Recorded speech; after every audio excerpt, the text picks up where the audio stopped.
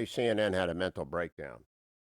They are broken in their guests and in their hosts. I mean, it's not just CNN, but CNN has really had a mental breakdown. Dr. Megan Ramsey is a guest they brought on yesterday, cut number 7. And the dexamethasone is known to have mental health side effects. It can cause psychosis, it can cause delirium, it can cause mania.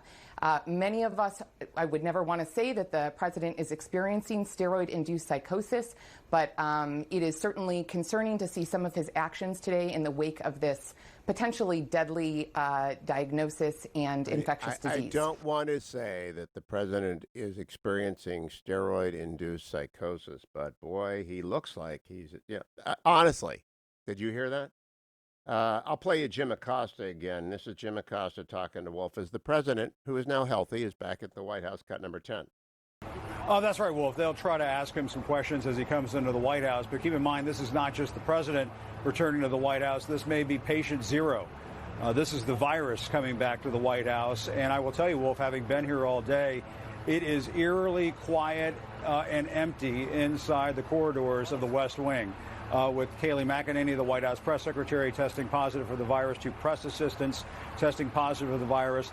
They evacuated much of the West Wing earlier today. All of those staffers have gone home, just about all. Then Chris Cuomo on CNN, cut number 12.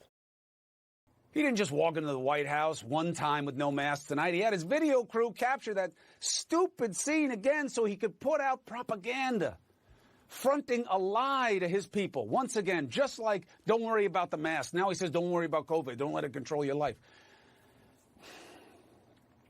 Just propaganda. That's all it is. I know there's sound to it. I'm not going to play it for you. Why should I? How much bull do you need in your life? Yeah, Bull, you know what he Don't said. let COVID control your life. And Chris Cuomo trying to play to an ever-decreasing audience. Don Lemon, our favorite, cut number 13. I don't want to get in trouble, but I have no other way. I got to be honest. It was surprising to me that when this happened, that a lot of people said, I don't believe it. I don't believe it. I don't believe he has COVID. I think he's faking it. I think he's going to do whatever he can to try to win the presidency. I am, I'm not that cynical. I'm a cynic, but I'm not that cynical. There's also no proof of him faking it, and the opposite seems to have the preponderance of the evidence. There's no proof of any of it because he won't let the doctors give the information that the American people need to know. So listen, I'm not saying that. Stop. Do you hear a couple of COVID truthers? Do you hear this? They're just off their rockers, and I like these guys. I know Don. I know Chris. I know my friend Joy Reid. Listen to Joy on MSNBC last night, cut 11. This is a Mussolini moment. Donald Trump, who looks like he has makeup on, which means somebody had to get close enough to make... Mussolini moment. Now, I raised, back when Trump was running in 2016, I raised in the debate clean room, ought we to raise the question of these comparisons with Mussolini that are going around?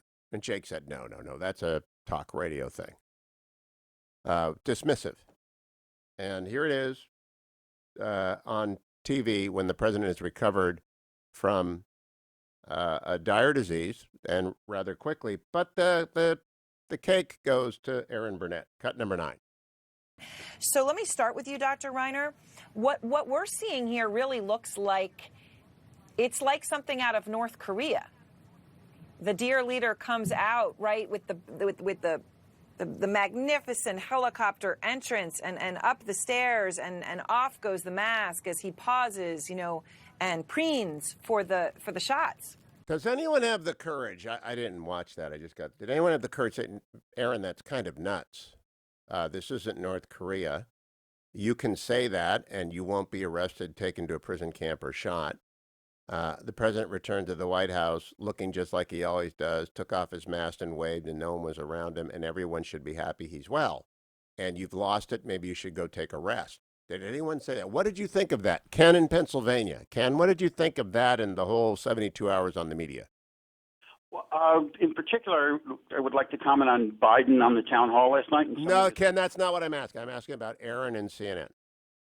I think that all the clips that you played show that the media is lost their mind and over the top and has no basis in the rest of the world is seeing with what's going on. Thank you, sir. Let's go to Chris in Tampa, Florida. When I ask a question, I don't want you to call up and talk about the price of donuts. Hello, Chris. Hey, good morning, Hugh. Good morning. Yeah, I mean, this media has become, it's like a sickness. I continue to watch Joy Reid say, look at him up there. Look at him on that balcony. He looks like a monster standing up there, almost like he had the Black Plague or something.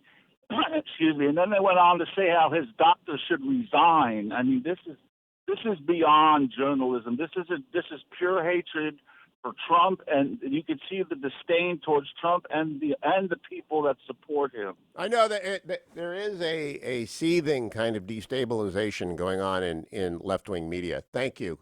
Mary in St. Petersburg, Florida. Hi, Mary. Good morning.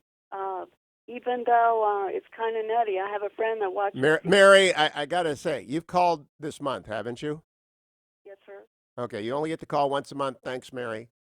Got to remember, guys, once a month. Chris in Louisville, Kentucky, 1-800-520-1234. Go ahead, Chris. The whole media, everything they do is against Trump. Like he could cure cancer, and they tell him it's the wrong thing. It's not a cure. He could find life on Mars. They tell him it's the wrong planet, Mr. President. I mean, nothing he does is ever going to be good enough in their eyes. Do you know the famous LBJ quote, Chris? LBJ said, I could walk on water across the Potomac and the press would say I can't swim. Exactly. There are things. Jim Acosta, whenever Trump, one of the many times Trump denounced white supremacy and racism and everything, like back in 2017 on Twitter, there's the president has done away with it, and then now just a week ago, Jim Acosta said he finally has denounced white supremacy. I mean, this is unreal. Jim on white supremacy is trailed by his past. Everything's on videotape, and it's pretty funny. Chris, thank you. Terry in Knoxville, Tennessee. Good morning, Terry. Hey, good morning, Hugh. How are you? Good.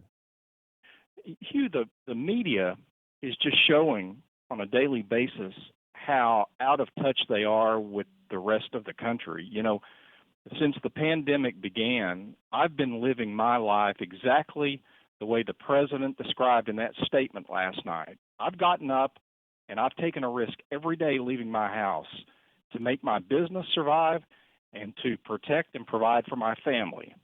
You know, I've got single mothers that work for me in a business that I own, and they depend on me for their very livelihood. I have to make a payroll every single month.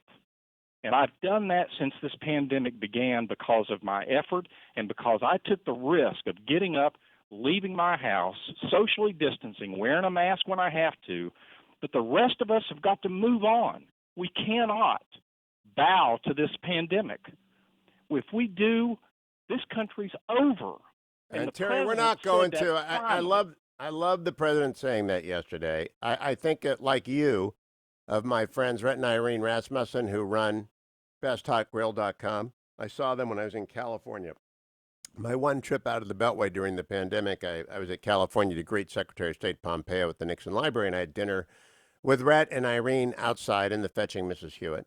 And we talked about how Best Hot Grill has never closed and the extraordinary length to which they've gone to make their workplace safe. They are a manufacturer in California, which is almost impossible anyway. Everyone ought to go to BestHotGrill.com and support them and get your backyard barbecue from them, or your hibachi, or whatever you need, your ever-burning logs from BestHotGrill.com, because of the best products in the world and because they've done everything to stay open, like you, Terry. And there are millions of American businesses like you who are doing what you do. And the media wants it. I don't know what the media thinks will happen. They have good jobs making six-figure salaries talking. I do too. And I'm glad I don't have to go out there and run around running a business that is bigger than 5 people. You know, my production team is 5 people. So in the morning, the sales staff, Salem's much bigger, but my team is 5 people. And I'm glad I don't have to worry about 25 people, or I don't have any single moms, but I got people who depend upon this show happening. And we got to get it fixed. We got stuff that needs fixed. We can't shut down. Hugh, what the president said last night was the epitome of what my father taught me. My father was a genius when it came to knowing how to raise an American boy to be an American man. And he said, true courage is the ability to set your fear aside and do your duty. He was right. Do your job. You know what Thucydides said, the Greek historian 2,500 years ago? The secret to happiness is freedom, and the secret to freedom is courage. Thank you, Terry. Michelle in Pittsburgh. Now, Michelle, have you called this month? I have never called. Oh, good. You're a different Michelle. Welcome. Yeah. Well, thank you. So respectfully, I disagree with you and most of the other callers. Oh, that's fine. We welcome that here, okay. respectfully. Okay. So yeah, I mean, I think Trump makes it difficult to support him. I do support him, but I really wish he would have taken a different tack. I think he's only a few days into this diagnosis, and I hope that he does do well. But it is new, and I think I don't go so far as to think it's dear leader comparison. Those things, yes, those are hyperbolic, and obviously the mainstream media has real issue with anything that Trump does. But I will say, on a personal level, during a pandemic, I would have preferred to see more of a conservative approach from him, more of a humble approach. I would have liked him to keep the mask on, and I didn't like seeing the photo op of him turning around with the mask off and approaching other people. That's not helpful. Now, Michelle, I think that's a perfectly legitimate point of view. I do. If I had heard that on the television, I would have said, well, that's a fair point of view. You're not hysterical. You don't hate the president. I do, however, note when Ike was sick in 57, when Reagan, 56, I think he had his heart attack, and then he had another one. When Reagan was shot, when Reagan had colon cancer, whenever a president gets sick and he gets better, we have cheered that. And we can criticize behavior, but I just think it's crazy what's going on in the media, and I appreciate your call and your tone.